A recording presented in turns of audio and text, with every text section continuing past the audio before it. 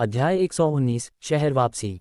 मुख्य सड़क पर लगे बैरिकेड हटाए जा रहे थे और रुकी हुई सड़कों पर फिर से यातायात शुरू हो गया था। अलग अलग तरह के वाहन चलने लगे। थोड़ी ही देर में सभी लोग चले गए, केवल कुछ ही पर्यवेक्षकों को गायब हुए हुआंगगांग गांव की निगरानी करने के लिए छोड़ दिया गया था, बस कहीं फिर से कुछ न हो जाए। रोहित ने हरीश पाल के साथ लिफ्ट ली, जो अपनी कार में शहर वापस जा रहा था। रास्ते में हरीश पाल ने थोड़ा उलझन में पूछा, मुझे कल उस कंपनी में जांच के लिए जाना है। अगर मैं तेज रहा तो एक सप्ताह के भीतर दूसरी आत्मा को नियंत्रित करना शुरू कर सकता हूँ। जब तक मेरी किस्मत ज्यादा खराब न हो, मैं आत्मा के पुनरुत्थान को बढ़ा सकता हूँ और जिंदा रह सकता हूँ। तुमने पहले मना क्यों कर दिया? रोहित ने जवाब दिया, दूसरी आत्मा को नियंत्रित करने की सफलता दर अभी भी बहुत कम है, 20% से भी कम। तुम वह खतरा उठाने को तैयार हो, लेकिन मैं ज्यादा सतर्क रहूंगा। कम से कम मैं तब तक इंतजार करूंगा जब तक सफलता दर बेहतर न हो जाए, फिर मैं कोशिश करूंगा। इसके अलावा मैं अभी के लिए रुक सकता हूँ। जगह तो है ही, और अरूप गुप्ता अपने वादे से मुकरेंगे नहीं। तुम पहले जाओ और बाद में मुझे प्रक्रिया के बारे में बताना। मैं अपनी स्थिति के आधार पर तय करूंगा कि कब शुरू करना है। उसने पहले ही दूसरी आत्मा को नियंत्रित कर लिया था, जिसने खूंखार आत्मा के पुनरुत्थान में काफी देरी कर दी थी। इसने उसे अरूप गुप्ता के तरीके के परिपक्व होने और सफलता दर बढ़ने का इंतजार करने का फायदा दिया। ये सोचने का एक समझदार तरीका है, ये थोड़ा सुरक्षित है। लेकिन मैं और इंतजार नहीं कर सकता। मुझे यकीन नहीं है कि मैं दूसरी आत्मा को नियंत्रित करने के समय तक जिंदा रह पाऊंगा, हरीश पाल ने कहा। उसका चेहरा पीला पड़ गया था। वह दर्द में लग रहा था, जैसे वह घायल था और चुपचाप कुछ सहन कर रहा था। रोहित ने देखा कि कार थोड़ी डगमगा रही है और कहा, तुम्हारी तबीयत सच में ठीक नहीं लग रही। तुम्हें पसीना आ रहा है, ऐसा लगता है कि तुम्हें लू लग गई है। क्या मैं तुम्हें बाद में डिक्की में ठूंस दूं और तुम्हें बेचने का कोई तरीका ढूंढूं? अगर तुम मर गए तो झंझट हो जाएगा। मुझे तुम्हारे अंदर की आत्मा से निपटने में समय लगेगा। नहीं, ऐसा नहीं है। मैं आत्मा से लड़ते समय घायल हो गया था। मेरी पीठ का मांस फट गया है और खून बह रहा है। मुझे पट्टी करवाने के लिए अस्पताल जाना होगा। मैं जल्द ही ठीक हो जाऊंगा, हरीश पाल ने तुरंत जवाब दिया। ओह, ठीक है, तुमने मुझे बेवजह ही उत्साहित कर दिया। मैं लगभग तुम्हारे अंतिम संस्कार का इंतजाम करने ही वाला था, रोहित ने कहा। उद्धरण चिन्ह डॉट डॉट डॉट उद्धरण चिन्ह। हरीश पाल ने उसे जवाब देना सही नहीं समझा। उसने अभी अभी रोहित को अनिकेत को बेचते और उससे अच्छा मुनाफा कमाते हुए देखा था। ऐसा लगा कि रोहित को अपने साथियों को धोखा देने में मजा आ रहा था। क्या घोस्ट कैंडल वाली बात सच है? एक पल की खामोशी के बाद हरीश पाल जिज्ञासा से पूछने से खुद को रोक नहीं पाया। रोहित ने उसे आश्चर्य से देखा, कौन सी घोस्ट कैंडल? तुम किस बारे में बात कर रहे हो? मैं कुछ भी नहीं समझ रहा हूँ। क्या तुमने अभी अभी कुछ कहा? हरीश पाल का चेहरा काला पड़ गया। मुझे तुम्हारी घोस्ट कैंडल में कोई दिलचस्पी नहीं है। तुम क्या कर रहे हो? इतने घबराए हुए क्यों हो? शश, दीवारों के भी कान होते हैं। हम इस बारे में बात नहीं कर सकते, हम इस बारे में बात नहीं कर सकते। जितने कम लोग इसके बारे में जानते हैं उतना ही बेहतर है। जयपुर शहर में केवल हम ही घोस्ट कंट्रोलर नहीं हैं, जबकि अब किंग एंटरटेनमेंट क्लब के कई लोग मर चुके हैं, निश्चित रूप से दूसरे भी हैं। अगर किसी को पता चल गया और वह खजाना लेने आ गया तो क्या होगा? रोहित ने उसे शांत करते हुए कहा, यह चीज जान बचा सकती है, यह एक बहुत ही कीमती संसाधन है। प्रोफेसर बिनीत के पास कोई भी इससे पंगा लेने की हिम्मत नहीं करेगा, लेकिन अगर यह मेरे पास है तो बात अलग है। अगर किसी को कभी पता चला कि मेरे पास यह है तो मैं तुम्हें बिल्कुल नहीं छोड़ूंगा। हरीश पाल ने लगभग ब्रेक लगा दी। अगर कोई तुम्हारे पीछे आता है तो मेरा इससे क्या लेना देना? ये तुम ही हो जिसने जानकारी लीक की होगी। मैं और किसे देखूंगा? रोहित ने कहा। उद्धरण चिन्ह डॉट डॉट डॉट उद्धरण चिन्ह। हरीश पाल अवाक था। उसने इसके बारे में सोचा और महसूस किया कि रोहित जो कह रहा था उसमें कुछ सच्चाई थी। लेकिन फिर उसे एक और विचार आया, शायद अरूप गुप्ता की तरफ से किसी ने जानकारी लीक कर दी। वे हिम्मत नहीं करेंगे, रोहित ने समझाया। आम लोग और घोस्ट कंट्रोलर एक ही लीग में नहीं हैं। सत्य इसका सही उदाहरण है। कंपनी में कुछ लोग कितने भी अमीर या ताकतवर क्यों ना हो, असल में घोस्ट कंट्रोलर के रूप में हमारी हैसियत कहीं ज्यादा है। हालांकि हम अभी संघर्ष कर रहे हैं, हम पैरानॉर्मल घटनाओं के सामने एक महत्वपूर्ण भूमिका निभाते हैं। आखिरकार हम ही हैं जो इन चीज़ों को हल कर सकते हैं। ठीक है, ठीक है, मुझे और बताने की ज़रूरत नहीं है। मुझे उस चीज़ के बारे में कुछ नहीं पता, न जानना ठीक है ना? वैसे भी मुझे बस आत्मा के पुनरुत्थान को बढ़ाने की ज़रूरत है, मुझे बाकी की परवाह नहीं है। मैं इसके बारे में फिर से नहीं पूछूंगा। बस मेरे पहले के शब्दों को बकवास समझो, हरीश पाल ने कहा। ये जानकर कि तुम बकवास कर रहे हो मुझे तसल्ली मिलती है, रोहित ने जवाब दिया। हरीशपाल को निराशाजनक बातचीत के लिए उस बदतमीज बच्चे को मुक्का मारने का मन हुआ। उसे विश्वास नहीं हो रहा था कि यह बच्चा बिना सोचे समझे बोलता है। लेकिन फिर उसे याद आया कि वह रोहित को हरा नहीं सकता और उसे ज़बरदस्ती अपना गुस्सा निगलना पड़ा। वह एक बड़ा था और वह एक छात्र के स्तर तक नहीं गिरेगा। फिर भी मुझे इस बार के लिए तुम्हारा धन्यवाद करना होगा। तुम्हारे बिना मैं हुआंगगांग गांव से जिंदा नहीं निकल पाता। मनोज और दूसरे लोग गलत थे। अगर उन्होंने पहले तुम्हारी योजना सुनी होती तो शायद इतने लोग नहीं मरते, हरीशपाल ने कुछ भावुकता के साथ कहा। जबकि रोहित से बात करना गुस्सा दिलाने वाला था, उसे मानना पड़ा कि बच्चा कुशल था। वह हुआंगगांग गांव में हुई घटना से बाल बाल बचकर निकला था। दूसरे तथाकथित सीनियर अतिरिक्त पात्रों की तरह थे। जैसे ही वे दिखाई दिए, लगभग मार दिए गए। उसकी उम्र में ऐसा लगा जैसे उन्होंने अपना जीवन बेकार ही जिया हो। भले ही मनोज और बाकी लोग अभी भी जिंदा होते, मैं उनकी ठीक से देखभाल करूंगा, उन्हें खत्म करने का एक मौका ढूंढूंगा, रोहित ने कहा। हरीशपाल ने उसे देखकर चौंका। तुम ऐसा क्यों करोगे? मैं एक छोटा दिल का इंसान हूं, रोहित ने कहा। समझ गया, समझ गया। हरीशपाल ने जो कुछ भी कहना चाहा, उसे रोक लिया और ड्राइविंग पर ध्यान केंद्रित किया। उसी समय रोहित ने अपना फ़ोन निकाला और एक कॉल की। हेलो, क्या यह आलिया है? दूसरी तरफ से एक कुछ घबराई हुई आवाज़ आई। मैंने तुमसे कहा है कि मुझे बड़ी दीदी मत बुलाओ। तुम अब क्यों कॉल कर रहे हो, लगभग एक सप्ताह बाद? क्या तुम्हें पता है कि मैंने पिछले एक सप्ताह में कैसे मैनेज किया है? क्या तुम्हें पता है, तुम घर पर लालची ब्लू मून खेलते हुए नहीं छिपी हो, है ना? रोहित ने पूछा। मैं? आलिया को समझ नहीं आया कि कैसे जवाब दे, निराश महसूस कर रही थी। मैं अब शहर में हूँ। मैं तुम्हें थोड़ी देर में अपनी लोकेशन भेजूंगा, अपनी कार में आकर मुझे ले जाओ। बाद में मुझे तुमसे कुछ काम करवाने हैं, रोहित ने कहा।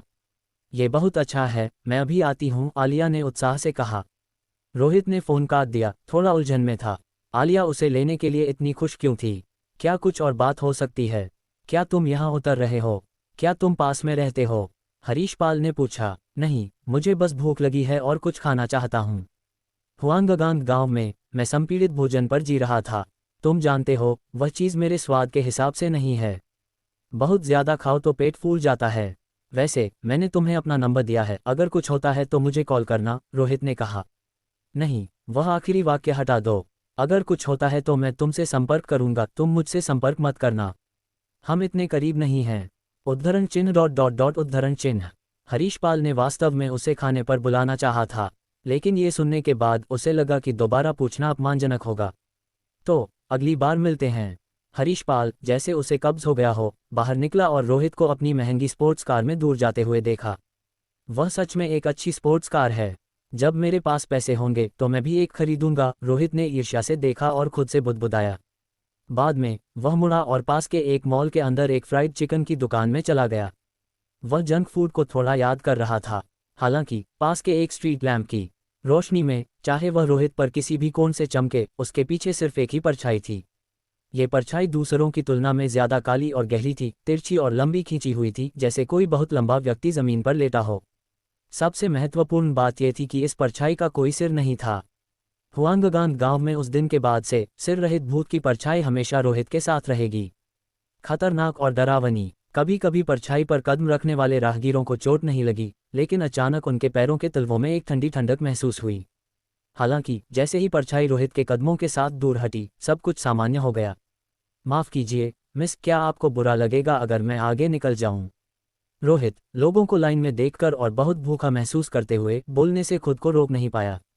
हम लाइन में उसके सामने खड़ी युवा महिला ने अपनी आंखें चौड़ी कर लीं, जैसे वह किसी पागल या बदतमीज व्यक्ति को देख रही हो। रोहित ने कहा, माफ़ करना, मेरी गलती, मेरा मतलब था कि क्या मैं लाइन में आगे निकल सकता हूँ? ये कहना थोड़ा अजीब है, लेकिन मैंने सच में कई दिनों से कुछ नहीं खाया है। अध्याय 120, पीछा करती हुई आलिया। रोहित का कॉल आने के बाद आलिया का उदास मन तुरंत गायब हो गया और उसे तुरंत खुशी का एहसास हुआ। भले ही वह अच्छी तरह जानती थी कि रोहित एक घोस्ट कंट्रोलर था और उसके साथ रहना खतरनाक था, लेकिन उनके साथ बिताए समय में उसे लगा कि एक घोस्ट कंट्रोलर एक आम इंसान से ज़्यादा अलग नहीं था।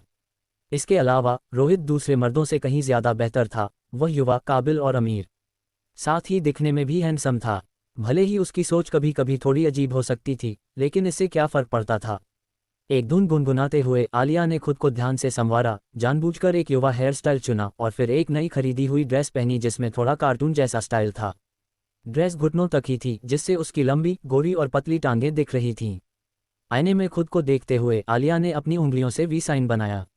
बिल्कुल सही, अब रोहित मुझे बड़ी दीदी नहीं कहेगा। अगर मैं बाहर निकलूं तो मैं उन 17 या 18 साल की लड़कियों से ज़्यादा छोटी लग सकती हूं। जब हम मिलेंगे तो मैं उसे पूरी तरह से दीवाना बना दूंगी। उसे खुद पर बहुत गर्व था, उसकी फिगर के साथ वह जो भी पहनती थी वह शानदार लगता था। चाहे कुछ भी हो, उसने रोहित इस बड़ी ताकत से चिपके रहने का मन बना लिया था। ओह हाँ, कार की चाबियां। आलिया ने अपनी कार की चाबियां पकड़ी, बाहर जाने के लिए तैयार थी। लेकिन जैसे ही वह जाने लगी, उसने देखा कि एक युवा आदमी सूट और फैशनेबल पोशाक पहने उसके दरवाजे के बाहर खड़ा था। उसके हाथ में एक गुलाब था और वह मुस्कुराते हुए कह रहा था, अप्पू, हमारा सच में एक टेलीपैथिक कनेक्शन है। मैं अभी अभी तुम्हारे दरवाजे पर दस्तक देने आया था और तुम्हें पहले ही पता चल गया कि मेरे लिए दरवाज़ा खोलना है। मुझे कहना होगा, तुम आज बहुत शानदार लग रही हो, मनमोहक। ये फूल तुम्हारे लिए है, हालांकि यह तुम्हारी खूबसूरती के सामने फीका पड़ जाता है। इस आदमी को देखकर आलिया का पहले से अच्छा मूड तुरंत खराब हो गया। उसने कहा, अप्पू, तुम क्या कर रहे हो? कृपया मुझे परेशान करना बंद करो, ठीक है? मैंने तुम्हें पहले ही बता दिया है कि मेरा एक बॉयफ्रेंड है और इस तरह मेरा पीछा करना बेकार है। अप्पू, ऐसा मत कहो। मैं तुम्हारे बॉयफ्रेंड के साथ निष्पक्ष रूप से प्रतिस्पर्धा करने को तैयार हूँ। मुझे विश्वास है कि अपनी भावनाओं की ईमानदारी से मैं उससे हारूंगा नहीं, अप्पू ने कहा। हमारी कॉलेज की दोस्ती का सम्मान करते हुए मैं तुम्हें जल्दी जाने और मुझसे दूर रहने की सलाह देती हूँ। अगर रोहित को पता चला कि तुम मुझे यहाँ परेशान कर रहे हो तो मैं गारंटी नहीं दे सकती कि वह क्या कर सकता है, आलिया ने विनती की। उसे कुछ दिन पहले हुई उस क्लास रियूनियन में शामिल होने का अफसोस था। अपनी घमंड की वजह से वह रियूनियन में दिखावा करना चाहती थी और रोहित ने उसके लिए जो मर्सिडीज छोड़ी थी उसे चला कर गई थी। जबकि उसने सच में लोगों का ध्यान खींचा और अपने क्लासमेट से ईर्ष्या भी बटोरी, अप्पू तब से बेशर्मी से उसका पीछा कर रहा था। हे, जैसे कि मैं अंधी हूँ। तुम मेरे पैसे के पीछे हो, है ना? अगर तुम मुझे जीत लेते हो तो क्या इसका मतलब है कि तुम 30 साल की कड़ी मेहनत से बच सकते हो? अगर आलिया यह नहीं देख पाती तो वह अकाउंटेंट बनने लायक नहीं थी। लेकिन सीधे तौर पर मना करने, चाहे वह स्पष्ट हो या निहित, फिर भी बेकार साबित हुआ। अप्पू, तुम्हारी बातें मुझे सुकून देती हैं। अगर तुम्हारा बॉयफ्रेंड सिर्फ हिंसा का सहारा लेता है तो वह तुम्हारे प्यार के लायक नहीं है, अप्पू ने ईमानदारी से जारी रखा। और मैं तुम्हारी भविष्य की जिम्मेदारी एक ऐसे गुंडे को सौंपने के बारे में और भी चिंतित हूं जो लड़ने के अलावा कुछ नहीं जानता। तुम एक ऐसे आदमी के लायक हो जो तुम्हें स्थिरता और सुरक्षा का एहसास दे सके। क्या तुम अंधे हो? रोहित ही है जो मुझे स्थिरता और सुरक्षा का एहसास दे सकता है। आलिया अंदर से परेशान थी, लेकिन उसने इसे जोर से व्यक्त नहीं किया। इससे उसकी छवि पर असर पड़ेगा। आलिया ने अपना शांत अंदाज बनाए रखा। और शब्दों की ज़रूरत नहीं है। मैं तुम्हें स्वीकार नहीं करूंगी। मुझे अब जाना है तो कृपया वापस जाओ। चिंता मत करो, अप्पू। कल ही मैंने तुम्हारे सामने वाला अपार्टमेंट किराए पर लिया है। अब हम हर दिन मिल सकते हैं, अप्पू ने पास के अपार्टमेंट के खुले दरवाजे की तरफ इशारा करते हुए कहा। आलिया ने सदमे से अपनी आंखें चौड़ी कर लीं। क्या तुम एक पीछा करने वाले हो या कुछ और? मेरे ठीक सामने किराए पर लेना। मुझे तुम्हारी परेशान करने वाली अभिव्यक्ति भी बहुत आकर्षक लगती है, अप्पू ने मुस्कान के साथ कहा। उद्धरण चिन्ह डॉट डॉट डॉट उद्धरण चिन्ह। आलिया को लगा कि वह हारने की कगार पर है। जो करना है करो, मैं जा रही हूँ। तुम कहाँ जा रही हो? मैं तुम्हें ड्राइव करके ले चलता हूँ, उसने ऑफर किया। मेरे पास मेरी अपनी कार है, मुझे सवारी की ज़रूरत नहीं है, आलिया ने झट से कहा। उसकी हाई हील्स उसके चलने को अस्थिर बना रही थीं, जिससे उसका टखना लगभग मुड़ ही गया था। एक पल बाद, जब आलिया रोहित की मर्सिडीज को सड़क पर चला रही थी, खुद को शांत करने के इरादे से उससे मिलने से पहले और अप्पू के साथ हाल की मुलाकात को अपने दिमाग से पीछे धकेल रही थी, तो पीछे से एक कार का हॉर्न बजा। Beep beep beep. जब वह लाल बत्ती पर रुकी तो अप्पू ड्राइवर की तरफ से बाहर झुका और चिल्लाया, अप्पू, मैं तुम्हें पसंद करता हूँ, मेरी गर्लफ्रेंड बन जाओगी, ठीक है?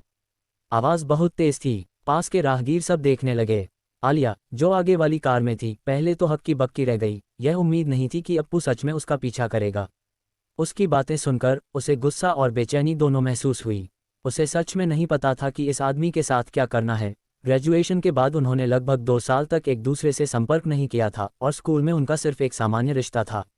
अब वे मिलते हैं और वह इतना जुनूनी है। क्या बकवास है, कोई और तरीका नहीं था। ये ट्रम्प कार्ड का समय था। आलिया ने भी अपना सिर बाहर निकाला और चिल्लाई, छोड़ दो, मेरा अब एक बॉयफ्रेंड है और मैं उसके बच्चे की माँ बनने वाली हूँ। यह क्या हो रहा है? उस पर राहगीरों और पास की कारों में बैठे लोगों ने अपनी आंखें चौड़ी कर लीं। इस हैंडसम नौजवान ने एक पल में अपने प्यार का इजहार किया और अगले ही पल उसे एक भारी झटका लगा। यह एक पूरी तरह से त्रासदी थी। आइए इस भाई के लिए 3 मिनट की खामोशी रखें। ये सुनकर अप्पू भी जम गया। उसने आलिया से हर तरह के इनकार की कल्पना की थी, यहाँ तक कि उसके द्वारा उसे सीधे तौर पर नज़रअंदाज करना, लेकिन उसे यह उम्मीद नहीं थी कि वह कुछ ऐसा कहेगी। लेकिन उसकी सहज ज्ञान ने उसे बताया कि यह गर्भावस्था नकली होनी चाहिए, उसे धोखा देने के लिए एक झूठ। ऐसी पतली फिगर गर्भवती कैसे हो सकती है? मुझे परवाह नहीं है, उसे जन्म दो और मैं उसकी देखभाल करूंगा। तुम्हें प्यार करने का मतलब है कि मैं तुम्हारे बारे में सब कुछ स्वीकार करूंगा, अप्पू ने जोर से चिल्लाया। ताली ताली ताली। उस पल ऐसा लगा जैसे दर्शक तालियां बजा रहे थे। ऐसा कुछ कहने के लिए बहुत हिम्मत लगी होगी। इस नौजवान ने मुझे भावुक कर दिया है। उस समय की याद दिलाता है जब एक और लड़के ने मेरा स्टीयरिंग व्हील पकड़ा था और उसे 180 पर घुमाया था। 1 मिनट के भीतर मंजिल तक पहुंच गया था। सब योद्धा ही थे। पास की एक टैक्सी में एक अधेड़ उम्र के ड्राइवर ने अपनी आंख के कोने को छुआ, थोड़ा नम महसूस करते हुए। अप्पू ने महसूस किया कि हर किसी की नज़र उस पर टिकी थी, लेकिन वह डरपोक नहीं था। वह अभी भी ईमानदारी से आलिया को देख रहा था। आलिया घबराने लगी। उसे उम्मीद नहीं थी कि ऐसा कुछ कहने के बाद भी अप्पू हार नहीं मानेगा। शांत रहो, शांत रहो, उसे सफल नहीं होने देना चाहिए, उसे पूरी तरह से मना करना चाहिए, वरना मैं रोहित को ये सब कैसे समझाऊंगी।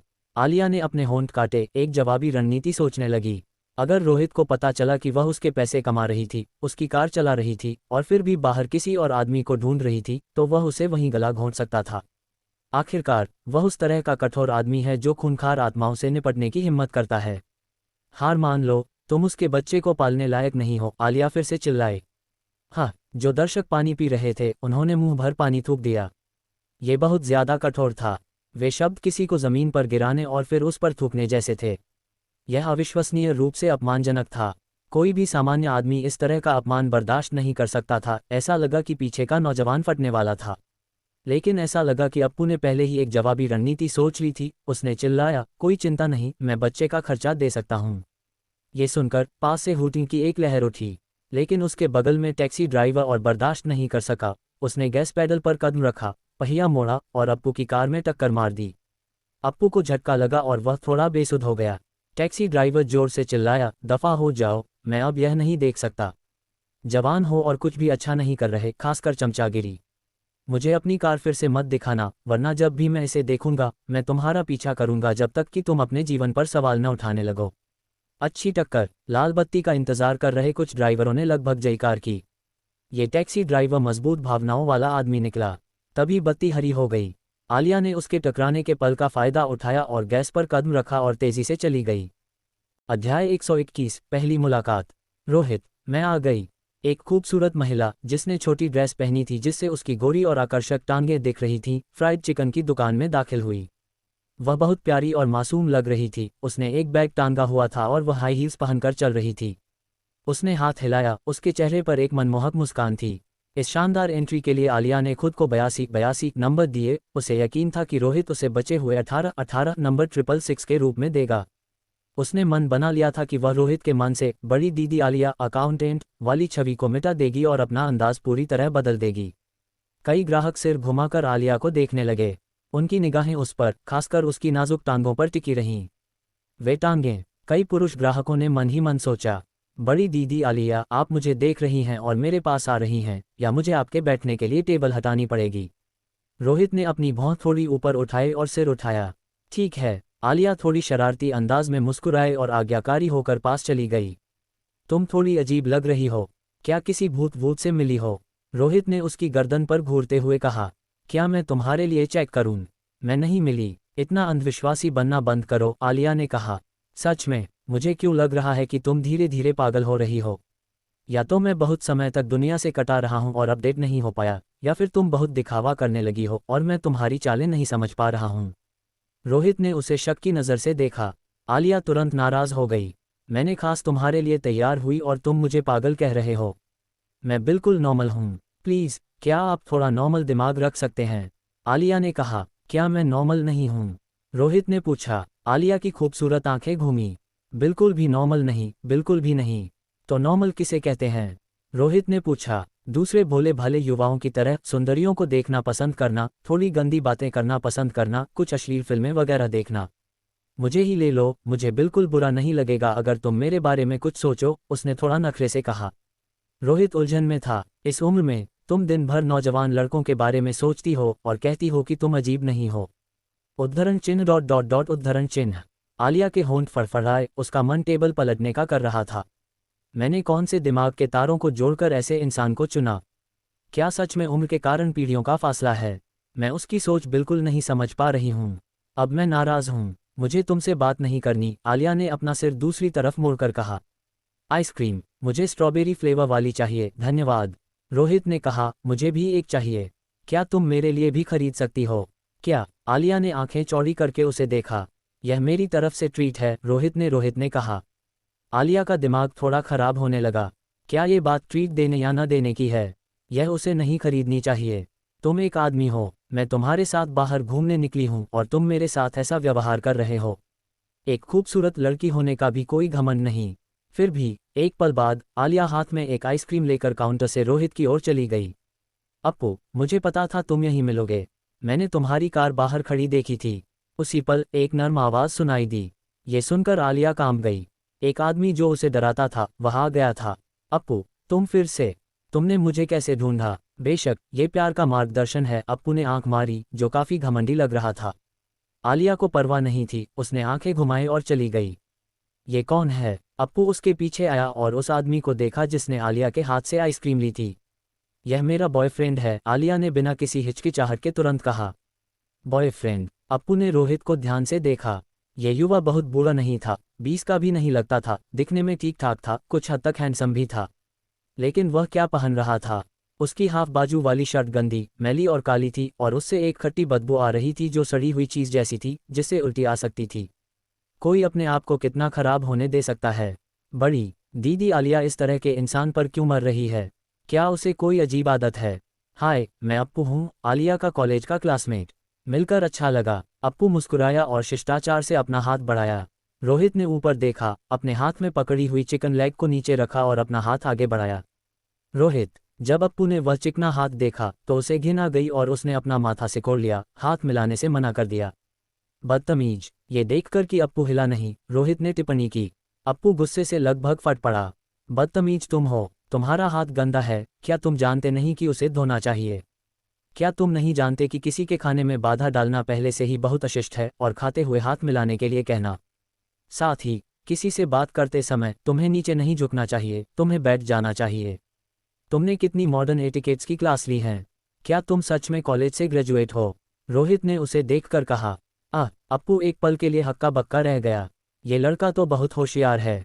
अप्पू, तुम चले जाओ, यहाँ ठीक नहीं है, आलिया ने कहा। अप्पू मुस्कुराया। कोई बात नहीं, ये किस्मत की बात है कि हम आज मिले। मैं इस दोस्त से बात करना चाहूँगा। रोहित, अगर तुम बुरा न मानो तो पूछ सकता हूँ, तुम्हारी अभी क्या नौकरी है और तुम किस कंपनी में काम करते हो? बोलते हुए वह बैठ गया। नौकरी करना असंभव है। मैं इस जीवन में कभी नौकरी नहीं करूँगा। मैं अपना जीवन जबरन वसूली करके चलाता हूँ। तुम बहुत चालाक और बेशर्म लगते हो। मेरे लिए काम क्यों नहीं करते? मुझे एक सेल्समैन की कमी है। अगर तुम तैयार हो तो मैं तुम्हें हर डील पर 1% कमीशन दूंगा, लेकिन कोई सैलरी नहीं होगी, रोहित ने कहा। तुम मजाक कर रहे हो? मैं एक पढ़ा लिखा व्यक्ति हूँ। मैं एक गुंडे के लिए कैसे काम कर सकता हूँ? और क्या तुम्हें लगता है कि तुम उस तरह से जो पैसे कमाते हो उससे जीवन चलता है? अगर तुम्हें बुरा न लगे तो क्या तुम मुझे अपनी मासिक आय बता सकते हो? अप्पू ने पूछा। रोहित ने जवाब दिया, मैं तुम्हें सही सही आंकड़े तो नहीं बता सकता, लेकिन मैं तुम्हें साफ बता सकता हूं कि मेरे सारे जीवन के खर्चे, कुछ महंगी चीज़ों सहित, मैंने खुद कमाए हैं। इस लड़के में बहुत आत्मविश्वास है। अप्पू ने अविश्वसनीय रूप से रोहित को देखा, जिसके कपड़ों की कीमत 100 रुपये से भी कम थी। वह सस्ता फ्राइड चिकन खा रहा था, गंदा और बदबूदार था। उसके पास एक सांप की खाल का बैग था जो कहीं से उठाया हुआ लग रहा था, जिसमें कुछ दफ्ती के बक्से थे। कमर पर 200 रुपये की सोने की छड़ी के अलावा उसके पास कोई महंगी चीज़ नहीं थी। तुम्हें मुझे ईर्ष्या से देखने की ज़रूरत नहीं है। अगर तुम मेरे साथ काम करोगे तो मैं गारंटी देता हूं कि तुम भी ये चीज़ें खरीद पाओगे, रोहित ने कहा। मेरे साथ काम करोगे? क्या मेरे साथ कचरा उठाओगे? अप्पू हंसा, उसकी मुस्कान थोड़ी बनावटी थी। मैंने सोचा था कि तुम बस एक गुंडे हो, लेकिन तुम वह भी नहीं निकले। तुम सच में एक कचरा उठाने वाले हो। तुम्हारी गंदी सूरत के साथ तुम्हें आलिया का बॉयफ्रेंड बनने का क्या हक है? उसे छोड़ दो, तुम उसे खुशी नहीं दे सकते, इसलिए उसे परेशान करना बंद करो। रोहित ने उस चिकन लेग की हड्डी से टेबल को ठोका जिसे उसने अभी अभी खत्म किया था, कुछ गंभीर होकर बोला। हालांकि तुमने मेरी बेइज्जती की है, मैं तुम्हें इस बार माफ कर सकता हूँ। साथ ही गलत मत समझो, मैं उसका बॉयफ्रेंड नहीं हूँ। सही कहूँ तो वह मेरी कर्मचारी है, मैं उसका मालिक हूँ। उसे मैंने काम पर रखा है और वह अभी मेरे लिए काम कर रही है। तुम ऐसा कैसे कह सकते हो? हम साथ रह रहे हैं, तुम मेरे बॉयफ्रेंड कैसे नहीं हो? आलिया ने थोड़ी शिकायत के अंदाज में कहा। अप्पू की आंखें चौड़ी हो गईं। ये सही नहीं हो सकता, ऐसे अजीब इंसान के लिए, और तुम फिर भी उसके पीछे पड़ रही हो। क्या ये दान है? मैं बस कुछ समय के लिए रह रहा हूँ। हमारा हमेशा से एक शुद्ध रूप से वित्तीय मालिक कर्मचारी रिश्ता रहा है, रोहित ने कहा। आलिया ने मुंह बनाया। लेकिन हम कई दिनों से साथ सो रहे हैं। यह इसलिए क्योंकि तुम बिस्तर के लिए मुझसे जीत नहीं पाए और फर्श पर सोना नहीं चाहती थी, रोहित ने कहा। मुझे परवाह नहीं, तुम मेरे लिए जिम्मेदार हो, आलिया ने कहा। मैं केवल तुम्हारी सुरक्षा के लिए जिम्मेदार हूँ, तुम्हारी भावनाओं के लिए नहीं, और वह भी केवल उस अवधि के लिए जब तुम मेरे लिए काम करोगी, रोहित ने कहा। उनकी बातचीत सुनकर अप्पू का दिमाग पूरी तरह से नहीं चल पा रहा था। बात कहाँ से कहाँ चली गई? क्या उसे रोहित को आलिया को छोड़ने के लिए राजी नहीं करना था? उसे अपनी सोच को ठीक करने की ज़रूरत थी। अब उसे शक हो रहा था कि आलिया जानबूझकर रोहित के साथ मिलकर उसका मजाक उड़ा रही थी। वह बस एक नाटक करने के लिए किसी को ढूंढ रही थी। सॉरी, मुझे एक कॉल लेनी है, मुझे कुछ समय के लिए माफ़ करें। उसी पल अप्पू का फ़ोन बजा और वह कुछ समय के लिए जाने के लिए खड़ा हो गया। अध्याय 122 हंगामा। जैसे ही अप्पू गया, आलिया रोहित को अजीब तरह से घूरने लगी।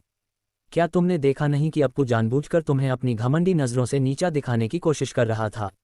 तुम उसके साथ इतना विनम्र क्यों बन रहे थे? तुम्हें उसे बस भगा देना चाहिए था।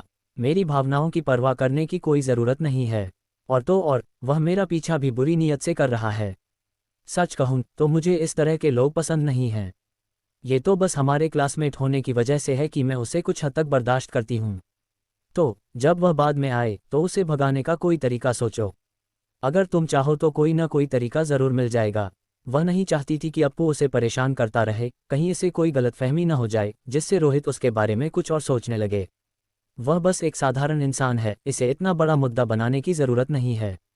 तुम किसी के कहे हुए कुछ शब्दों की वजह से उसके पूरे परिवार को मार नहीं सकते, रोहित ने कहा। इस तरह तो तुम भविष्य में दोस्त नहीं बना पाओगे। आलिया को रोहित की सोच बहुत अजीब लगी, क्योंकि वह अभी भी दूसरों के साथ दोस्ती करने के बारे में सोच रहा था। लेकिन मुझे तुम्हारा क्लासमेट भी बहुत नापसंद है। शायद मुझे बाद में कोई मौका देखकर उसे मार देना चाहिए, रोहित ने आगे कहा। उद्धरण चिन्ह डॉट डॉट डॉट उद्धरण चिन्ह। आलिया की आंखें फिर से चौड़ी हो गईं, वह हैरान और अनिश्चितता से उसे देखने लगी। क्या तुम अभी दोस्तों के बारे में नहीं सोच रहे थे? उसने अभी अभी मेरी बेइज्जती क्यों की? रोहित ने कहा। आलिया ने कहा, क्या तुमने नहीं कहा था कि तुम्हें बुरा नहीं लगा? पहले बुरा नहीं लगा, लेकिन अब जब मैं इसके बारे में सोचता हूँ तो मुझे थोड़ा नुकसान महसूस होता है। मुझे लगता है कि आखिरकार मुझे बुरा लगा, क्योंकि मैं थोड़ा छोटा दिल का हूँ, रोहित ने कहा। तुम सच में उसे मारने तो नहीं जा रहे? आखिरकार उसने तुम्हें सिर्फ एक बार अपमानित किया है, आलिया ने थोड़ी बेचैनी से कहा। अगर कोई और यह कहता तो वह निश्चित रूप से दिखावा कर रहा होता, लेकिन जब रोहित ने यह कहा तो वह मदद नहीं कर पाए। उसे शक हुआ कि वह गंभीर था। यह इस बात पर निर्भर करता है कि वह अपनी जगह जानता है या नहीं, रोहित ने बेफिक्री से टिप्पणी की और खाना जारी रखा। आलिया डर कर और कुछ कहने की हिम्मत नहीं कर पाए और आज्ञाकारी होकर उसके बगल में बैठ गई। अगर रोहित ने सच में कठोरता से काम करने का फैसला कर लिया तो वह उसे रोक नहीं पाएगी। वह बस यही उम्मीद कर सकती थी कि अप्पू थोड़ा और चालाक होगा और उसे और नहीं उकसाएगा, वरना कुछ सच में हो सकता है। थोड़ी देर बाद अप्पू शौचालय से बाहर आया। अपनी सोच को ठीक करने के बाद जैसे ही वह बैठा, उसने कहा, रोहित, क्या तुम्हें बुरा नहीं लगेगा अगर हम अपनी पिछली बातचीत जारी रखें? मैं वही दोहराऊंगा जो मैंने पहले कहा था, मैं उम्मीद करता हूं कि तुम आलिया से दूर रहोगे। मेरी तरह उसने भी विश्वविद्यालय से ग्रेजुएशन की है और वह स्कूल छोड़ने के बाद एक सफ़ेदपोश कर्मचारी बन गई। चाहे उसकी नौकरी हो, परिवार हो या परवरिश हो, तुम उसकी बराबरी नहीं कर सकते। तुम्हारे जैसा कोई भी उसे वह सब नहीं दे सकता जो वह चाहती है। तो उसे छोड़ देना तुम्हारे और आलिया के लिए अच्छा होगा। धड़ाम, रोहित ने मेज के नीचे से कुछ निकाला और उसे मेज पर दे मारा, फिर कहा, जारी रखो। फिर उसने खाना जारी रखा। अप्पू एक पल के लिए हक्का बक्का रह गया, और जब उसने देखा कि मेज पर क्या था तो उसकी आंखें चौड़ी हो गईं। एक सुनहरी पिस्तौल जो एक कलाकृति की तरह खूबसूरती से बनाई गई थी, जिसकी भारी धातु की बनावट एक ठंडी रोशनी बिखेर रही थी। उसकी काली नाल उस पल जानबूझकर या अनजाने में उसी की तरफ थी। एक पिस्तौल, ये सच में एक पिस्तौल थी। रोहित को ऐसी चीज कहाँ से मिली? यह नकली होनी चाहिए। उसका चेहरा बदल गया, फिर वह हंसा और कहा, मैं तुम्हारे बचकाने कारनामों से डरने वाला नहीं हूँ। तुम सोचते हो कि तुम एक खिलौने का मॉडल निकालकर मुझे डरा सकते हो। तुम सोचते हो कि मुझे बेवकूफ़ बनाना इतना आसान है। अगर मुझे तुम्हारे जैसे किसी से धोखा खाना पड़ता तो मेरी सालों की शिक्षा बर्बाद हो जाती। इसके अलावा अगर यह असली भी होती तो प्यार के सामने एक महज पिस्तौल क्या मायने रखती है। क्या मैं डरूं कि तुम मुझे गोली मारकर मार डालोगे? बस हार मान लो, ये बचकाने तरीके बेकार हैं। तुम आलिया के लायक नहीं हो। रोहित ने कुछ नहीं कहा। उसने बस अपनी जेब से कुछ गोलियां निकालीं और उन्हें बंदूक में लोड कर दिया। एक राउंड चेंबर में डाला, सब एक ही सहज गति में। धड़ाम। भरी हुई पिस्तौल एक बार फिर मेज पर मार दी गई और वह सिर झुकाकर खाना जारी रखने लगा। कार्यों की इस श्रृंखला को देखने के बाद अप्पू एक पल के लिए जम गया, फिर उसके माथे पर अनैच्छिक रूप से ठंडा पसीना छूटने लगा। ये चीज़ असली लगती है। मालिक, मैं कहाँ था? हाँ, अगर आप आलिया के लायक नहीं हैं तो इस धरती पर कोई भी आदमी उसके लायक नहीं है। मुझे लगता है कि भाभी की नज़र बहुत अच्छी है। उन्होंने आम लोगों के बीच छिपे हुए एक सच्चे नायक को एक नज़र में पहचान लिया। आपकी बेपरवाह पोशाक और जिस तरह से आप दिल खोलकर खाते हैं वह साबित करता है कि आप एक असाधारण इंसान हैं। अप्पू ने एक गंभीर भाव के साथ कहा, जैसा कि कहा जाता है सुंदरियों को नायक पसंद होते हैं और नायकों को सुंदरियां पसंद होती हैं। आप दोनों स्वर्ग में बनी जोड़ी हैं। आप दोनों से आज मिलकर मेरा बहुत बड़ा सौभाग्य हुआ है। मैं जानना चाहूँगा कि आप और भाभी शादी करने की कब योजना बना रहे हैं और कृपया मुझे ज़रूर बताएं। चाहे मैं पृथ्वी के अंत में या समुद्र के दूर के कोनों में हूँ, मैं समय पर ज़रूर पहुँचूंगा। अप्पू, तुम क्या कह रहे हो? तुम्हारा रवैया अभी ऐसा नहीं था, आलिया ने आश्चर्य से उसे देखते हुए कहा। अप्पू हंसा। भाभी, आपको भ्रम हो रहा होगा। जब मैं पहली बार मालिक से मिला था तो मैं उन्हें पूरी तरह से नहीं समझ पाया था, इसलिए मैंने जानबूझकर कुछ बातें कहीं जो मैं खुद नहीं समझता था ताकि मैं मालिक को परख सकूं। यकीन मानिए, मालिक सच में एक वीर आदमी है। उनकी शांति हिमालय जैसी है, गिरने से पहले नहीं हिलती। मैं ऐसी महानता और भावना के सामने खुद को नीचा महसूस किए बिना नहीं रह सकता। अब जब मैं इसके बारे में सोचता हूँ तो मुझे हंसी आती है। मेरी अभद्र भाषा देखने लायक नहीं, जिसका इस्तेमाल मालिक को परखने के लिए किया गया।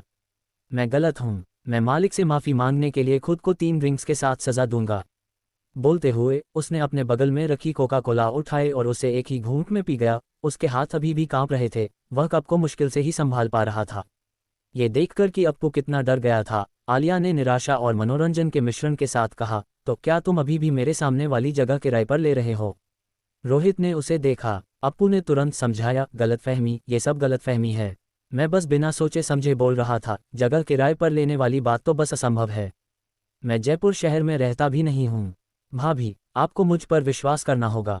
मैं भगवान की कसम खाता हूँ, अगर मैं भाभी के सामने जगह किराए पर लेता हूँ तो मैं जैसे ही दरवाजे से बाहर निकलूंगा मुझे एक कार टक्कर मार देगी। अचानक उसी पल रोहित को कुछ महसूस हुआ और उसने बाहर एक ऊंची इमारत की तरफ देखा। बाहर सड़क पर एक भीड़ जमा हो गई थी। वे सब ऊपर देख रहे थे जैसे कुछ हो रहा हो। वे उत्साह से बातें कर रहे थे। उसने ध्यान से सुना। उसने लोगों को कुछ इमारत से कूदने, आग लगने और इस तरह की बातें करते सुना। नहीं, ये सही नहीं है।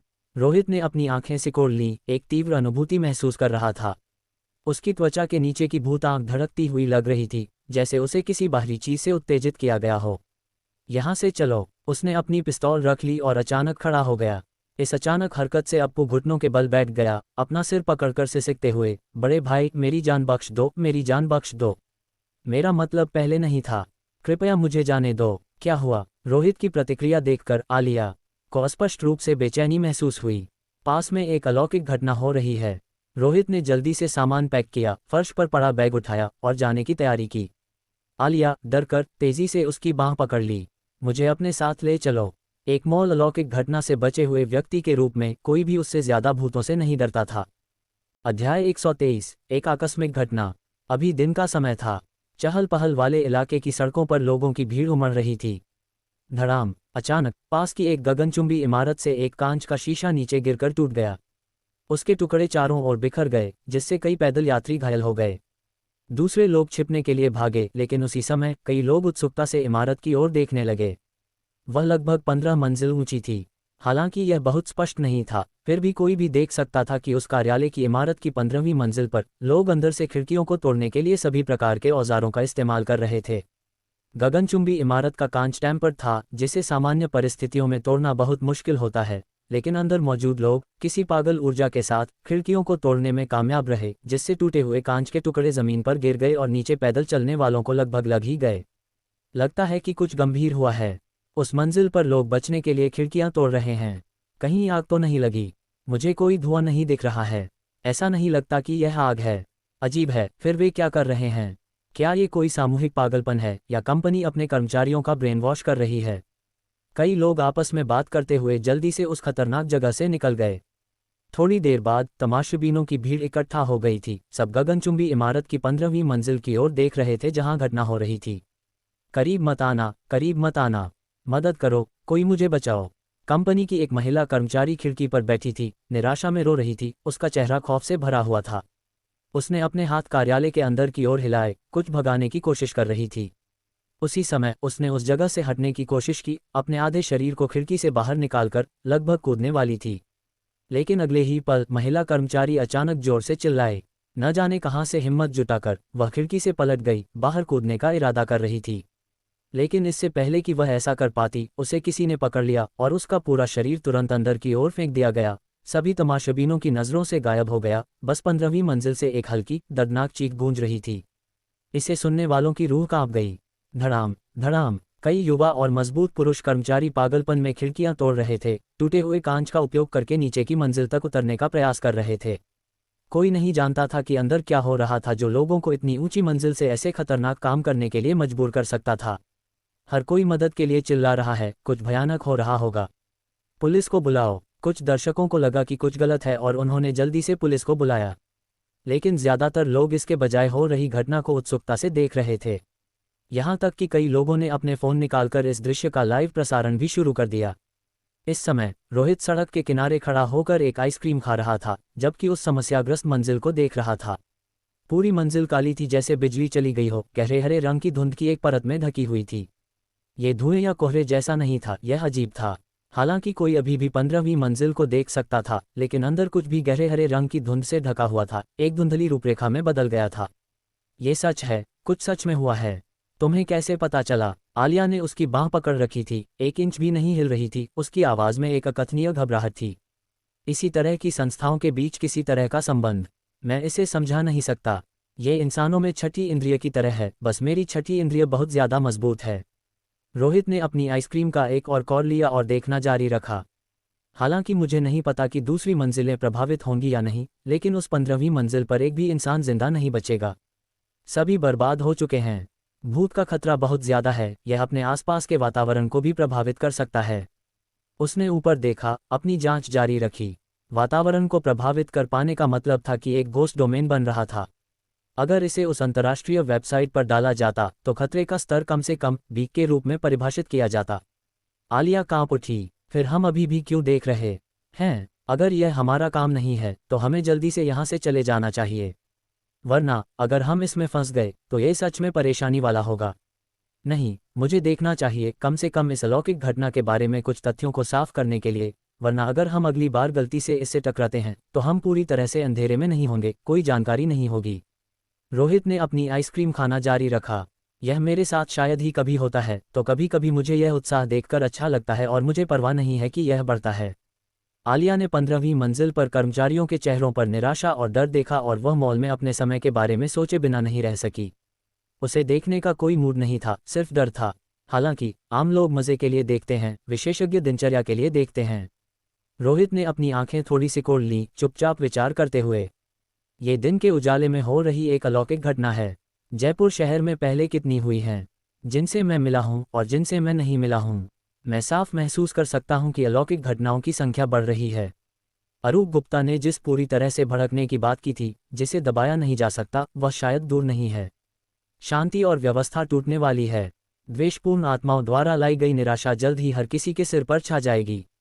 राहगीरों को देखकर उनके चेहरों पर डर या सतर्कता का कोई निशान नहीं था, बस वे इस घटना को एक आकस्मिक दुर्घटना मान रहे थे, देखने लायक एक तमाशा। कौन सोच सकता था कि वे जो देख रहे थे वह एक असली अलौकिक घटना थी। तैयारियां तुरंत करनी होंगी। रोहित ने फिर से अपनी आइसक्रीम का एक कौर लिया। सबसे कम समय में सब कुछ ठीक से व्यवस्थित किया जाना चाहिए और फिर युद्ध और अस्तित्व के लिए तैयार हो जाओ। उसे लग रहा था कि एक तूफान आ रहा था और दुनिया का अंत करीब था। हालांकि शहर में हर कोई अभी भी अनजान था। एक घोस्टबस्टर के रूप में जो नियमित रूप से अलौकिक घटनाओं से निपटता था, उसने पहले ही कुछ महसूस कर लिया था। तूफान आसन था। इसे सबसे पहले महसूस करने वाले वे पत्ते नहीं थे जिन पर बारिश की बूंदें गिर रही थीं, और न ही जानवरों द्वारा सुनी गई गड़गड़ाहट, बल्कि बारिश शुरू होने से पहले कम उड़ने वाली ड्रैगनफ्लाई थीं। इस पल एक हताश चीख सुनाई दी।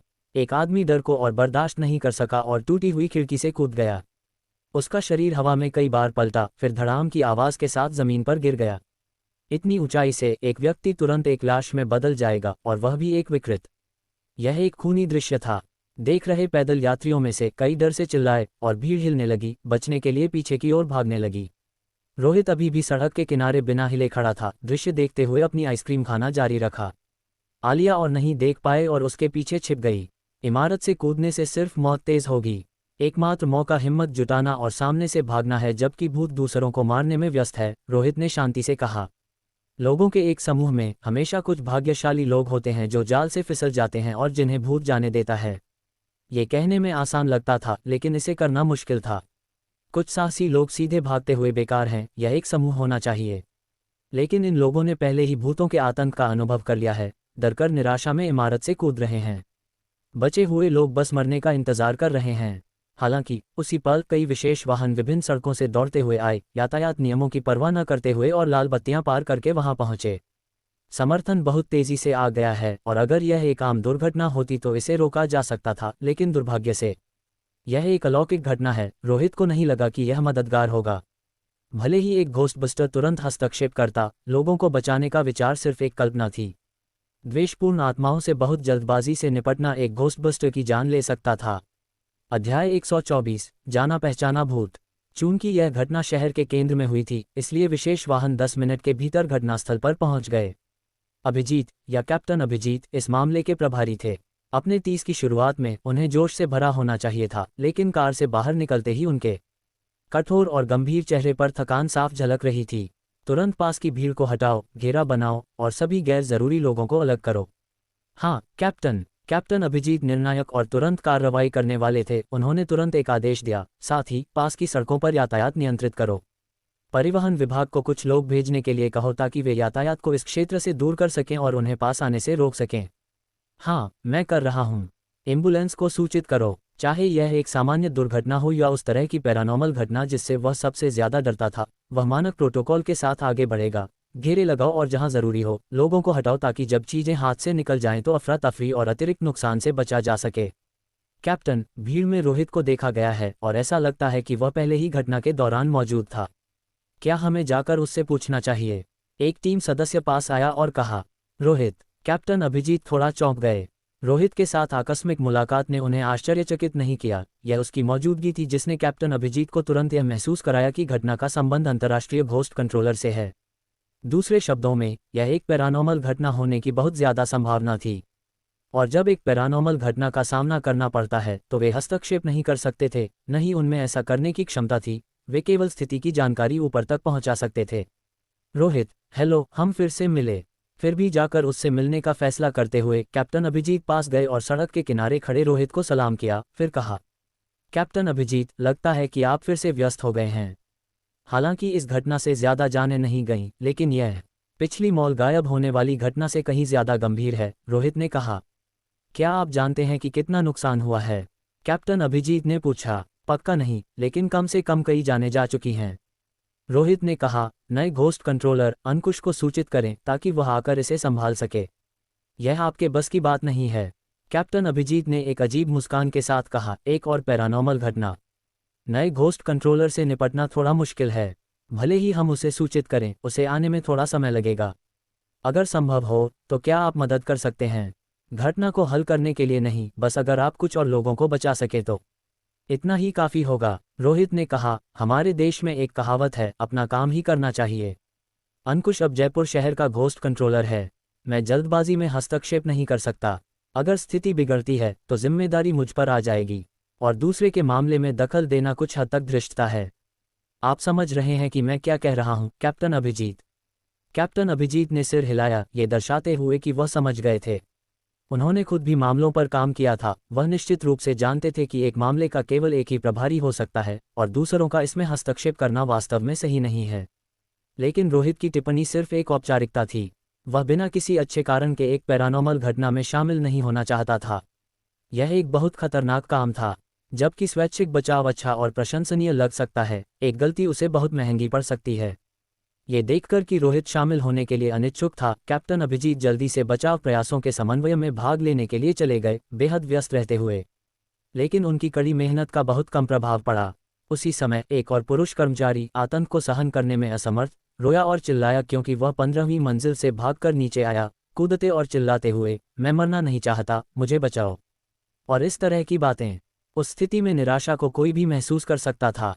धड़ाम, वह व्यक्ति जमीन पर गिरा, सिर्फ एक लाश बनने के लिए, खून बिखरा हुआ और मांस पहचान में न आने लायक, देखने में एक डरावना दृश्य। कुछ लोग कूदने से बहुत डर गए थे, लेकिन उन्हें तुरंत और जबरदस्ती किसी चीज ने धुंधली रोशनी वाले कार्यालय की इमारत में खींच लिया। उनके खत्म होती चीखों की आवाज एक बार फिर फैल गई, लेकिन जल्द ही गायब हो गई। कुछ ने पहले ही अंदाजा लगा लिया था, यह मौत से पहले की चीख थी। और जिन्होंने सोचना शुरू कर दिया था, उन्होंने महसूस किया कि इस स्थिति में कुछ बहुत गलत था। अगर यह आग थी, तो कोई आग क्यों नहीं थी? अगर कोई अपराधी अंदर हिंसा कर रहा था, तो कोई आवाज क्यों नहीं थी? अंदर क्या हुआ था? व्यक्तियों को, जिनमें से प्रत्येक में जीवित रहने की एक मजबूत इच्छा थी, उन्हें इमारत से कूदने के कगार पर पहुंचाने के लिए। यहां तक कि 15वीं मंजिल से कूदने की हिम्मत करना, क्या इसका मतलब था कि अंदर की निराशा और आतंक 15वीं मंजिल से गिरने से ज्यादा था? जल्द ही चीखें कम और कम हो गईं। वे लगभग सभी मर चुके हैं। रोहित का भाव थोड़ा सा बदला। तभी उसने एक आकृति को कार्यालय की इमारत से बाहर निकलते हुए देखा और अंत में कांच की खिड़की के सामने खड़ा हो गया। हालांकि इस कोण से वह सिर्फ सिर के ऊपरी आधे हिस्से को देख सकता था, बाकी नहीं देख पा रहा था। वह व्यक्ति बहुत अजीब था, वहां बिना हिले खड़ा था, एक असाधारण रूप से शांत एहसास दे रहा था, जो उन लोगों के बिल्कुल विपरीत था जो पहले घबराए हुए और चिल्ला रहे थे। इसके अलावा इस व्यक्ति का एक सुन्न भाव था। उसकी त्वचा एक नीले काले रंग की थी, जो कई दिनों तक बाहर छोड़ी गई लाश जैसी थी, जिसमें एक सामान्य व्यक्ति की कोई विशेषता नहीं थी, पूरी तरह से जीवन की कमी थी, और एक अकथनीय ठंडक और अजीबपन ला रहा था। क्या वह एक भूत है?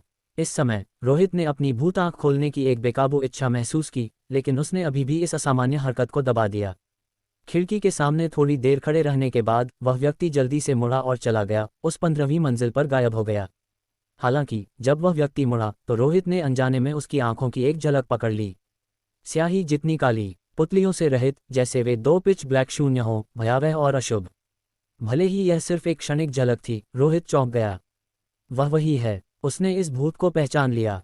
ये वह घोस्ट इन्फेंट था जो रघु के शरीर से निकला था। हाँ, इसमें कोई शक नहीं। वे पिच ब्लैक शून्य जैसी आंखें, नीले काले रंग की त्वचा, ये निश्चित रूप से घोस्ट इन्फेंट था। रोहित का इससे 2 बार सामना हुआ था और वह गलती नहीं कर सकता था। पहली बार जब यह अभी अभी जागा था, उसने रघु को मार दिया था और उसके पेट से एक शिशु के रूप में बाहर निकला था, और दूसरी बार कविता के घर पर। तब तक घोस्ट इन्फेंट एक बच्चे जैसा दिखने लगा था, जो खड़ा हो सकता था और चल सकता था। लेकिन अब ये स्पष्ट रूप से एक युवा वयस्क का रूप था। नीले काले रंग की धुंध ने पूरी मंजिल को घेर लिया था। वह घोस्ट डोमेन था जिसे घोस्ट इन्फेंट पिछली बार उनसे मिलने पर पोषित कर रहा था, जो उस समय सिर्फ अपने शुरू होने के संकेत दिखा रहा था, एक पूर्ण विकसित घोस्ट डोमेन से बहुत दूर था। लेकिन अब यह अपने खुद के घोस्ट डोमेन को रखने के बहुत करीब था। अगर हम इस घोस्ट इन्फेंट को बढ़ते रहने देते हैं, तो हम शायद अब जयपुर शहर में नहीं रह सकते। हालांकि रोहित ने घटना में हस्तक्षेप नहीं किया था, लेकिन घोस्ट इन्फेंट की विकास दर की पुष्टि ने उसकी रूह को कांपा दिया। भूत ज्यादा से ज्यादा भयानक होता जा रहा था। चलो यहाँ से चलते हैं, उसने आलिया से कहा, जो उसके पीछे छिपी हुई थी, जाने से बहुत डरी हुई थी।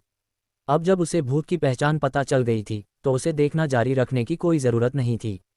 लेकिन उसी समय एक सैन्य वाहन पूरी शक्ति से पास के चौराहे से एक जंगली जानवर की तरह दौड़ा, एक वाहन से टकराते हुए जो कोने से मुड़ रहा था और चौराहे पर पैदल यात्री मार्ग पर आ रहा था, रोहित की ओर तेजी से बढ़ रहा था। गरज! रोहित के कदम रुक गए और एक भूत आंख सीधे खुल गई। उसके पीछे एक सिर रहित परछाई दिखाई दी, एक बेजान शरीर को फिर से उठने की कोशिश करने का एक हल्का एहसास था। मेरे लिए आ रहा है। उसने महसूस किया कि कार ठीक उसी को निशाना बना रही थी।